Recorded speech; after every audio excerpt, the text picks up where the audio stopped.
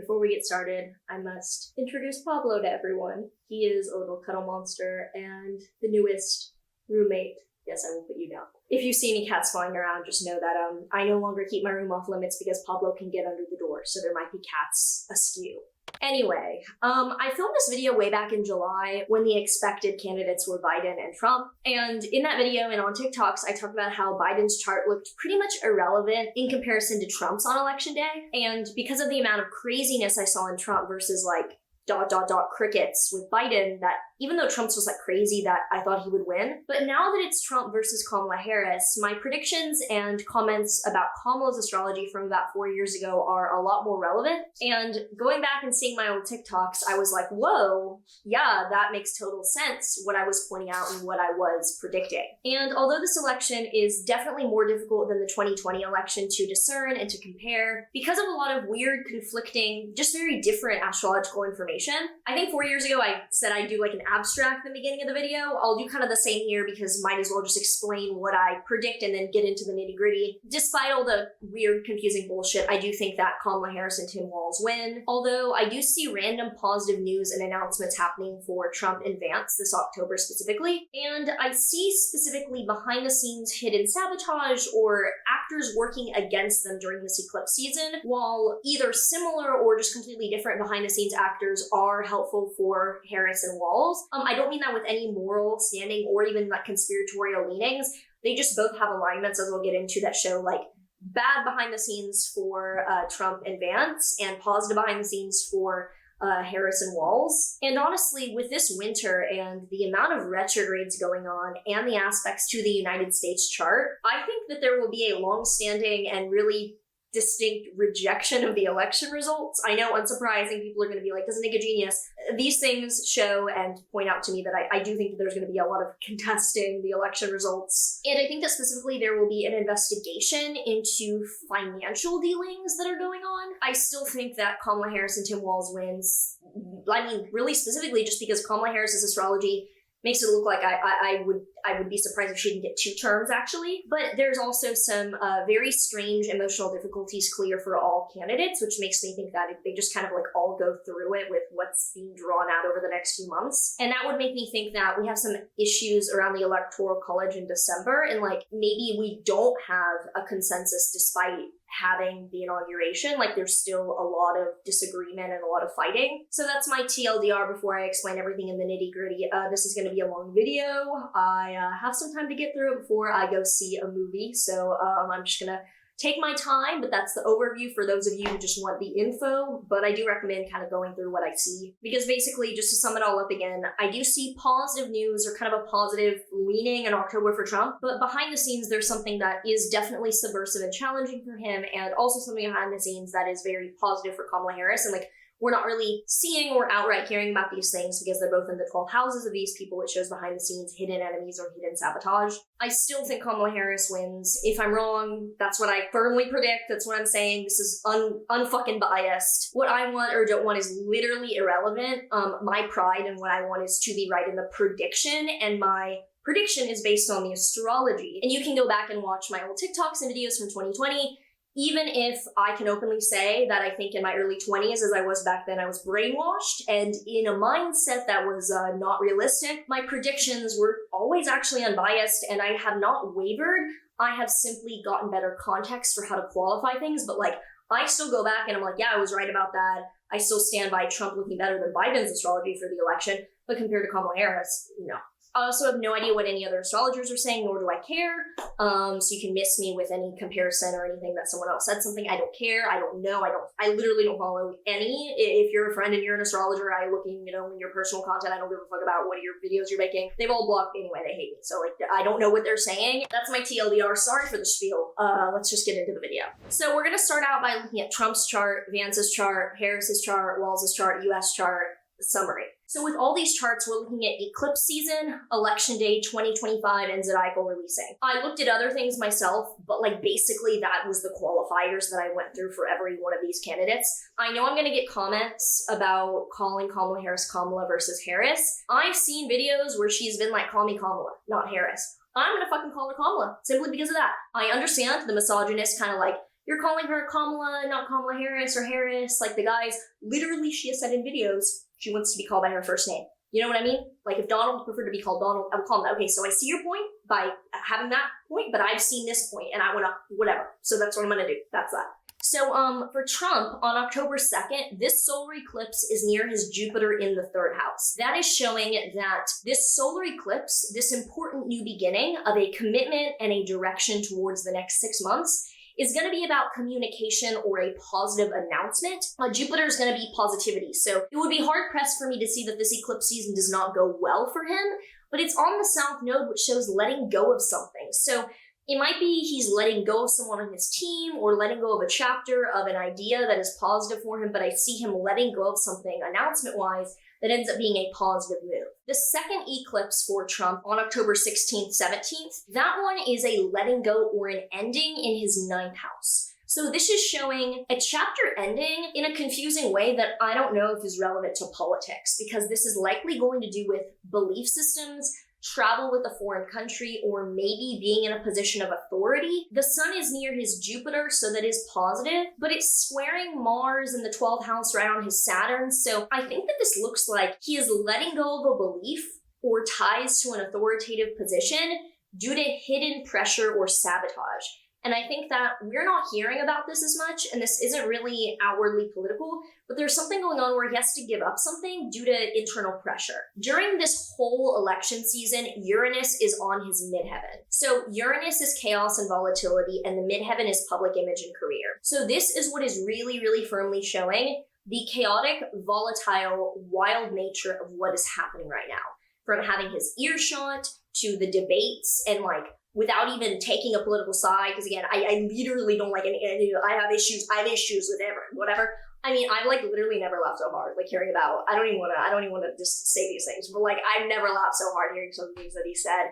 So chaos with his reputation and career, not that he naturally has anything different, but this is notable that during this whole season, expect entertainment from him. Mars, during this election season, is also on his Venus and Saturn in the 12th house. So Mars is going to show challenge. Venus is generally positive, but with Saturn, it shows serious problem solving or serious consequences in a very reasonable way. Venus, Saturn together, it's just very conservative but positive is the way I would describe Venus, Saturn. Someone with Venus and Saturn together is going to have very traditional relationship values. With this in the 12th house, this shows that there are probably hidden enemies or sabotaging forces that are really, really working to keep him quiet or prevent something. But because Venus and Saturn are there, I don't see this being wild or unfounded. I see this being rather reasonable, but there's something behind the scenes that's really eating in him are really difficult right now. I don't think that we necessarily hear about this again because it's in the 12th house, but that mentally there's something really, really challenging going on. However, Jupiter is on his Sun and Uranus and North Node. This is very positive, and in some of my TikToks from earlier this summer, I did say that against Biden, that kind of convinced me that he would definitely be the winner. This is really positive. Both him and Kamala have very positive Jupiter things going on. Jupiter on his Sun and his North Node and his Uranus shows the growth of being known and seen and making progress in his audience in his field. And I think that with this being in the 11th house, he is generally gaining support or gaining recognition during this time. With the other things, I don't think this adds up to him winning, but I think that there's a huge movement for him, and there's a huge amount of kind of growth-oriented support, specifically throughout what looks like the back and the forth dispute issue that is after the election. But with Jupiter retrograde, I think this shows kind of the stalemate of there's issues, there's back and forth, there's a cat on my camera right now. Dobby, don't you dare step on my camera. Dobby. Okay, we're good. We are not good. Dobby's knocking over the camera. Okay, this is fine.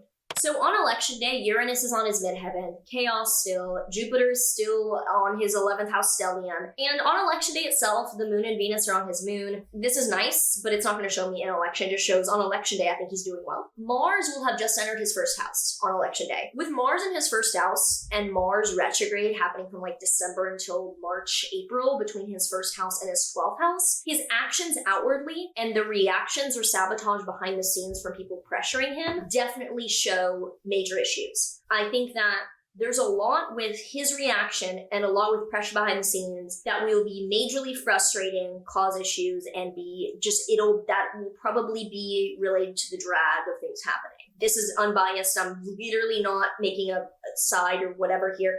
just a Mars retrograde in his chart between the first house of self and behavior and actions, and the 12th house of behind the scenes, hidden enemies, sabotage, whatever. I think this shows that the statements that he's making and the actions he's doing are wild, and they appear justified because of things that are going on with him, but to other people, it's just like, what is going on? In 2025, the eclipses are in his financial houses, which makes me think that it's kind of inconclusive in terms of an election. With the eclipses having the North Node in the 8th house in 2025 and most of 2026, that's generally going to show the paying off of debts or settling assets. I'm not making a comment on any like crime or anything related. Again, literally not.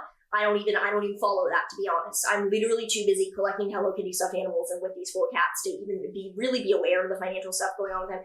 But I think that generally the North Node with eclipses is going to show paying off debts or getting into investments, and the South Node in the 2nd house is going to show selling things, getting rid of things, making less money, saving more money. It's inconclusive regarding the presidency, but it's not directly supportive. And his zodiacal releasing is not directly noteworthy. He enters a preparatory period in 2025, which, you could say shows building up towards a new direction. I don't think that really supports what is going on in terms of like a presidency as well as a peak period would. I think that he enters a preparatory period that's also challenging in 2025, which makes me think that there's a new business venture he takes on that's not well received. And that kind of gives way to some of the 8th house activation. I think he's paying off a lot. I think he's trying to resolve a lot of things in 2025. That he's kind of like, okay, I'm going to, resolution. That's kind of the theme here, new direction. So that's why, in summary about Trump, I don't think it necessarily looks like he's getting a presidency. I do think it looks like he's taking a new direction with his career, and he still has a great support fan base going on. So now moving on to JD Vance. Vance also has a Leo rising, which is going to make this easy because same areas are activated, just with some different planetary energies. So the October 2nd eclipse is right on his moon. Like me, yikes, we're both Libra moons, bless his heart. I don't even know this man or any of his policies or anything like that. I just know I see a Libra moon, I'm just like, bless. Okay, so with this eclipse on his moon in the 3rd house, again, with Trump's campaign, I think early October, there's an announcement, a positive kind of movement news-wise, something that is happening. It could involve letting someone go or giving up something. But these eclipses, specifically also the 2nd eclipse this October, on October 16th, this is right on his Pluto. So I think that this shows a change in their planner campaign and an ending of some kind. That is kind of a last-ditch effort, but for him is very trying or challenging. I think that there's a lot of emotional turmoil or moral opposition or conflicted inner world going on for him. His Pluto is very activated during this time, which shows a lot of like moral conflicting things. Again, not making a comment about him, I don't know him at all. He has the same Mars retrograde as Trump, showing that his own actions and behind-the-scenes sabotage is frustrating and confusing in the months following the election. Uranus is right on his midheaven like Trump, so the announcements and energy of the ticket is very chaotic and very all over the place for both of them, even though for him it's probably by proxy of Trump. Jupiter was on his North Node in Chiron in the 11th house earlier this year. It's still in proximity, but the biggest growth for him was earlier this year in terms of support, which makes me think that he's not the vice president. Mars retrograde is also going to square his moon and his Pluto, which I think shows that the actions that the parties or the ticket him and Trump are taking are difficult for him to communicate and feel about and internalize. It just seems like there's a lot of emotional and political conflicting feelings for him, specifically on how to communicate. It's basically the same, but a little bit more muted because his chart is a little more reasonable than Trump's. Same energy as Trump for this in large part. It doesn't make me think he gets to be a vice president. On election day, the moon is on his Jupiter, which is actually really nice. I like that, but that does not tell me much about the following energy or that being, it seems like a good day for him, but not that, you know what I mean, in general, whatever. I think he's happy to be there. 2025, the astrology here makes me think that it's not the last we hear from him. I actually don't think that he goes away. I say this because Uranus on his midheaven definitely shows that he's continued to be heard over the next few months, and the eclipses in his chart over 2025 and 2026 appear unrelated to politics to me. Again, they look financial or investment or kind of setup related. His zodiacal releasing shows that he is in a preparatory period until 2028. That is why 2028 is when I see him being more prominent. I would not be surprised if he ran during that time on his own ticket. He's in a minor peak sub-period right now, which makes sense for the prominence of right now. But yeah, I think that I wouldn't be surprised if he ran in 2028 in the Republican Party, but I don't think that he wins this year. And yeah, I feel kind of bad for him looking at the astrology, but I'm also a Libra moon. It's going to go through it. So now moving on to Kamala Harris. Like I said, the astrology here is complicated and not easy necessarily, but it's much more convincing. So the first solar eclipse that we're having on October 2nd is in her 5th house of dating and kids and fun. That's not really a political focused part of the chart. I don't think it's super relevant to the election, but it's actually kind of close to her sun. And anytime there's a solar eclipse close to anyone in power's sun, I always look for threats of harm. I'm going to make a TikTok about this because I don't think this video is going to be up October 2nd. It'll be up a few days later. So we might not hear about it the day of, but I recorded this on September 29th, my brother's birthday. I have like half my siblings are Libras, which I like. We're all very peaceful. But with the eclipse close to her sun, I do worry about threats of harm or something happening to her that doesn't actually reach her. It's not close enough for me to think that it actually happens. I just think that could be something dramatic that is attempted towards her. But the eclipse decision here probably has something to do with her personal life, her kids, partying, indulgency, and substance. Not that I think she has a substance issue, but like who knows, drinking, I don't know. I think it's personal related to kids or indulgence. Then on the second eclipse on the 16th, it's a lunar eclipse in her 11th house of support, audience, network, party, kind of group. She was born under an Aries moon, Libra sun, full moon. This is an eclipse, which is the same alignment, just more intense. Hello, Yoshi. Hello. I agree. So this looks like a very, very important event or chapter, and it's kind of the release or letting go of something that involves garnering support. So this looks like the end of about a 1.5 year effort. And if she's been kind of working towards this for about a 1.5 years, even if it was, as a backup to Biden, I think that this shows that by the middle of October, they're like, we really did it and we put all that force together. And the moon rules her 2nd house of income and of money. So I think I wouldn't be surprised if there's something happening around that date that is like a celebration or some kind of a big letting go. The whole time during this fall, Saturn is on her Chiron in the 10th house. Saturn on Chiron can show imposter syndrome or insecurity about being good enough and serious enough. So unrelated to politics, I think that she's struggling a bit in her personal life with like, if she's ready for this or if she can take it. Saturn is also opposite her Uranus and Pluto in the 4th house. So I think that this is actually showing struggles with the literal move if she gets it into the White House and family-related events. Delays and blockages maybe in getting into the White House. I've already said, it looks like there's some issues with the election. Uranus is on her Jupiter in the 12th house. So Uranus is, like I said, chaos and volatility. Jupiter is positive. It generally shows growth and abundance. The 12th house is generally hidden enemies, but it can also be blind spots of things that we're just not aware of. This could be a behind-the-scenes help for her that she's not really aware of, or a push that ends up helping her. That's why I think it could be the fact that there's something negative for Trump going on and it ends up aiding her, but that it's not necessarily something she's like aware of, or that she is like, it's kind of like past her, like it's not really in the forefront.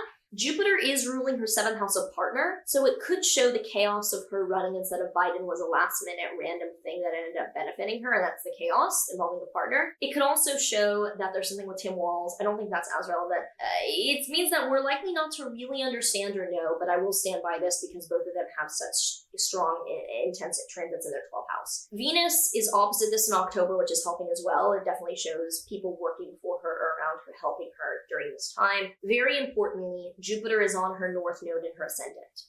So Jupiter is positive and it's the most positive thing possible basically, or not in her chart, Venus would be, but Jupiter in this case, it's good. It's retrograde, but still. I mean, Jupiter on the ascendant shows being known for your identity. On the north node shows the growth of being recognized and remembered, just like it is for Trump's during this time. So the Mars retrograde of this fall is going to be between her 2nd and 3rd houses. 2nd house is money and income, and 3rd house is communication and day-to-day productivity. I think that this shows that the lack of clarity and the issues going on with her during this retrograde in this election are less related to her behavior than Trump's, but are about money and about messaging. So I wouldn't be surprising if there was some kind of ordeal about paying people in terms of the media or paying media companies, and that's part of the claims for Trump regarding the election. That's definitely something that could come out. I'm not saying that that's like likely or like I think that that's happening necessarily. I don't fucking know or really care, even though there is a specific amount of messaging in a certain way, very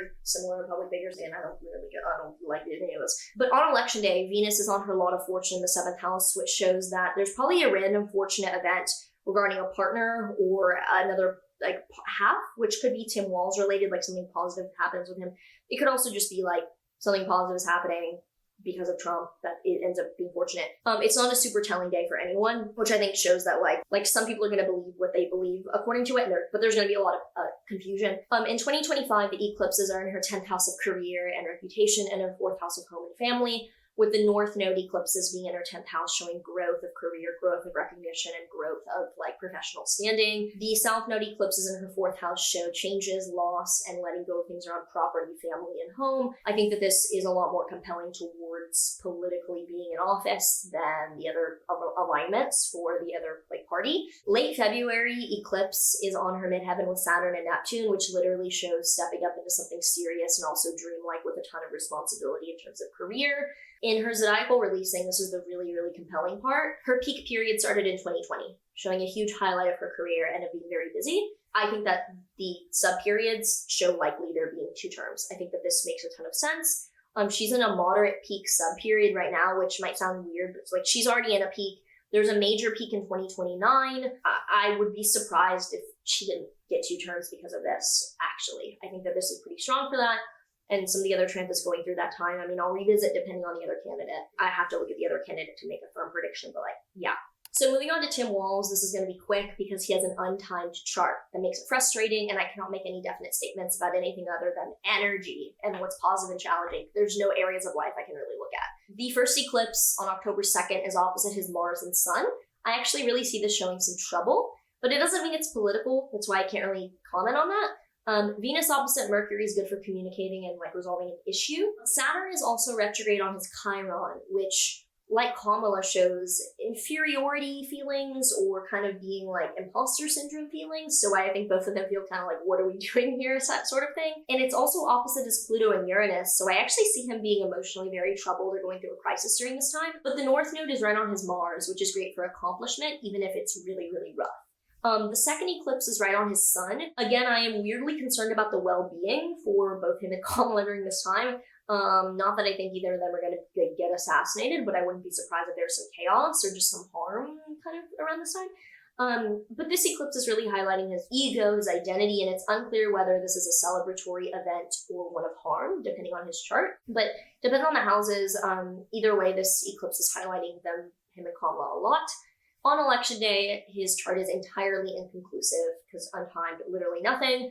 Mars retrograde will be opposing his moon this fall, however, which does show incredible emotional crises and turmoil, and maybe the back and forth of this dispute really taking a toll on him. In 2025, I have no idea if these eclipses are relevant for him because of the lack of houses that I can see, but being on his Pluto and Uranus shows a lot of like psychological trauma or clearing out and mental health related focus, something kind of challenging or traumatic that he's letting go of or working on.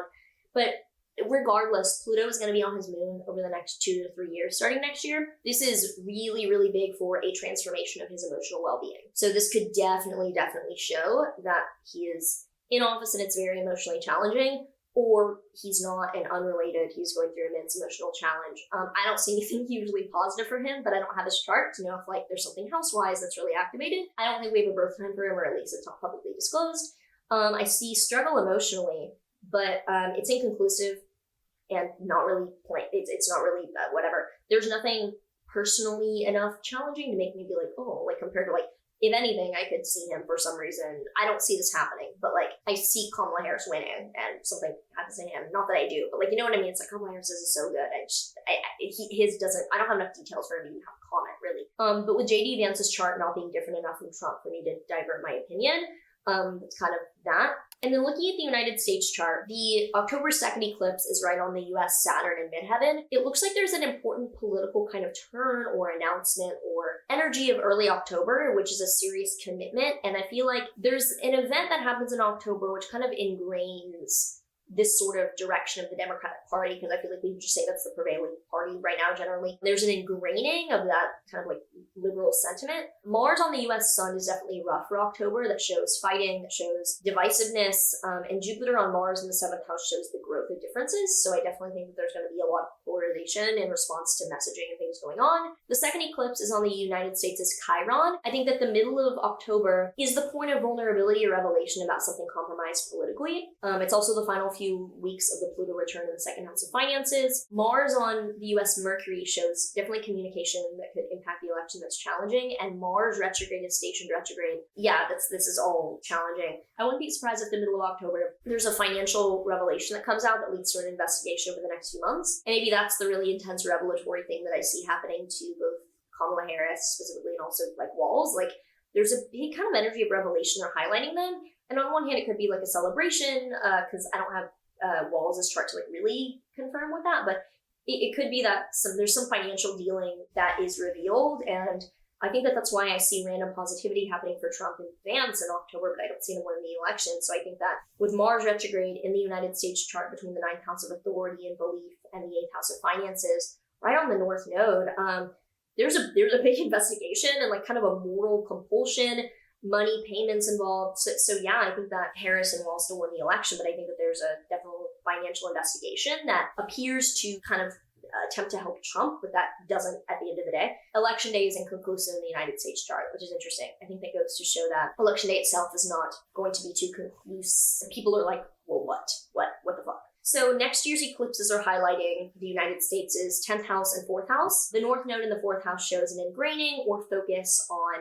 solidarity, on security, on home-related kind of values. I don't really have much to elaborate on that. But the South Node, the 10th house crossing Neptune, definitely shows letting go of kind of a goal or a delusion, kind of in general. Pluto is approaching the South Node in the 3rd house, which shows the transformation of communication means or social media policy, I think. And I do have reason to believe that civil unrest and disagreement do suddenly kind of change course and become rather intense starting in 2027 with Uranus moving into Gemini and stuff like that. But in 2025, it actually looks like a fairly grounding year, aside from like some moments that I'll just get into throughout the year itself, but it looks kind of a little bit more stable and grounded. In zodiacal releasing, the United States just entered a peak period, which just shows more energy and activity politically. As of about 2018, it just entered a major peak sub-period in August 2024. It'll be there for about 2 years. So that definitely, just shows politics being rather highlighted and important. So it just makes sense in terms of an election. 2026 to 7 is more challenging and shows more political change in 2028 as well. But I think that in summary, I think this October we're going to hear some news that definitely focuses on the positives going to the Republican ticket, but that there's some type of financial investigation that leads to probably, from what it appears, an investigation of the Democratic Party financially, but that I think Kamala Harris and Tim Walz do still win. I think that's how it plays out. Again, I don't have a sign. My side is the astrology I think is strongest. That's where I put mine. Whatever. So I don't want this. Actually, argue all you want in the comments. Give me the engagement. I'll have a political argument. I don't care. But just know that that's not where I'm coming from. That's not what I literally don't have a comment on that. Besides, try to be a nice person and let people do what they want. So let me know in the comments below how you're feeling and any astrological opinions you have that differ from mine. I would prefer unbiased astrological thoughts, but again, give me your engagement. If you were an astrologer at an advanced level and you have anything that you would like to dispute me on or correct me on, feel free. I do make mistakes. My ADHD is now diagnosed, and I know, is anyone surprised? But I make mistakes, I get careless. I am not the nitpicky Virgo. I do mess up often, actually, in these videos, so do correct me, but that's about it. I hope I'll see you in 4 years when I'm 30. For the next election. Maybe I'll still be on YouTube. I assume I'm going to be on here normally in Hello Kitty as like an 8-year-old, but I'm just going on now. I have to get going. Do you want to see my outfit actually? I don't have shoes on yet. I'll just show you here. We'll do a little fit chat. I'm going to the movies and it's kind of a date. So I'm in these pants, which are cute, in this corset.